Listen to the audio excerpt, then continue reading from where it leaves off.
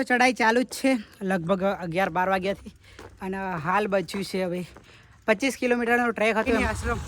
એ અહીંયાથી લગભગ દૂરી છે 2 થી 3 કિલોમીટર એટલે જોઈએ એનું લોકેશન તો મળવું મુશ્કેલ છે પણ કોન્ટેક કરેલો છે એટલે મળી જ જશે જો સામાન બાબાન લાવી દીધું છે તે કઢાઈ એસી છે પંખો છે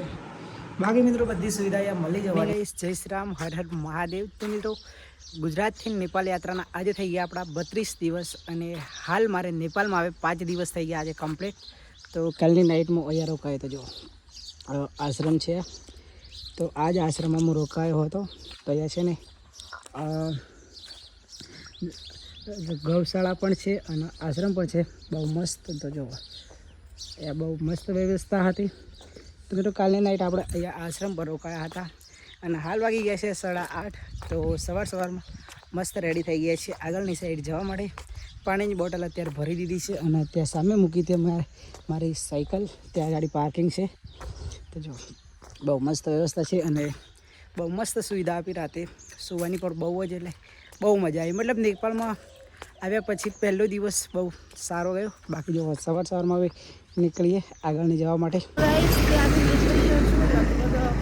5-6 કિલોમીટર જો અહીંનો આ મેન હાઈવે છે જો નેપાળનો મેન હાઈવે આવો છે અને આપણે જવાનું છે ત્યાં છે ને 25 કિલોમીટર જેટલું જંગલ આવવાનું છે એટલે અત્યારથી એલર્ટ આવી ગયું છે જેટલું બને એટલું જલ્દી નીકળવાનું છે તો જોઈએ છીએ કેટલા ટાઈમમાં પહોંચી જઈએ જંગલમાં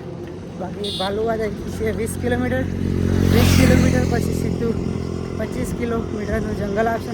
ત્યાર પછી સરગવાની આશ્રમ આવશું બાકી જો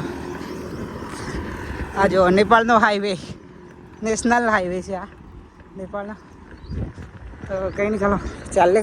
બાકી 9 વાગ્યા છે ને ધૂમ બહુ બધો લાગે છે હાલ તો આગળ ચાલે તો મિત્રો હાલ વાગી ગયા છે 11:30 અને હાલ મેં છું ભાલુવાડ ગામમાં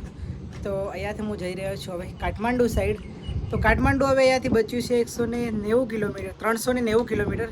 એટલે જોઈએ છીએ કેટલો ટાઈમ લાગે બાકી હાલ તો મેં આ બસ સ્ટેન્ડ પર બેઠો હતો થોડી વાર આરામ કર્યો બાકી હવે અહીંયાથી નીકળીએ અત્યારે વાગ્યા છે 11:30 અને આગળ છે ને ખતરનાક જંગલ આવવાનું છે લગભગ 25 કિલોમીટરનું એટલે અહીંયાથી હવે નીકળીએ જલ્દી આગળ જવા માટે બાકી જોઈએ કેટલું જંગલ છે કેટલી ચઢાઈ છે તો અહીંયાથી હવે નીકળીએ બાકી કેટલી વારમાં પહોંચાય એ પણ ડિસિઝન નથી લીધું કેમ કે જંગલ આવે છે એટલે બાકી તો જંગલની ચઢાઈ કરવાનું ચાલુ કરી દઈએ તો અહીંયા ચઢાઈ ચાલુ જ છે લગભગ 11-12 વાગ્યાથી અને હાલ બચ્યું છે હવે 25 કિલોમીટરનો ટ્રેક હતો લગભગ હવે 10 કિલોમીટર બચ્યું છે હાલ વાગી ગયા છે 4:30 તો જો હજી પણ ચઢાઈ કરી જોઈશું હવે અહીંયાથી ડાઉન આવે છે શાયદ બાકી હવે એનો ટેમ્પો બગડી ગયો છે ગાડી તો એ ભાઈ જેક લગાવીને ઊભા છે બાકી જોઈએ છીએ હવે કેટલી ચઢાઈ આવે છે કે ઉતરવાનું આવે છે બાકી હવે લગભગ ડાઉન આવશે કાં તો ચઢાઈ આવશે તો ચલો જઈએ આગળની સાઈડ ફાઇનલી મિત્રો પહોંચી ગયા ચંદ્રોડા સિટીમાં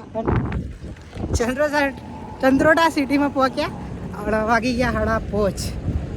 ઢાળ એટલો બધો હતો ચઢાઈ હાલત ખરાબ થઈ ગઈ બાકી ઉતરવાની પણ બહુ મજા આવી ગઈ જેટલું ચડાયું એટલું ઉતરે બાકી હાલ પહોંચી ગયા ચંદ્રોડામાં અને આપણે જે આશ્રમ પર રોકાવાનું છે સ્વર્ગની આશ્રમ એ અહીંયાથી લગભગ દૂરી છે 2 થી 3 કિલોમીટર એટલે જોઈએ એનું લોકેશન તો મળવું મુશ્કેલ છે પણ કોન્ટેક કરેલો છે એટલે મળી જ જશે બાજુ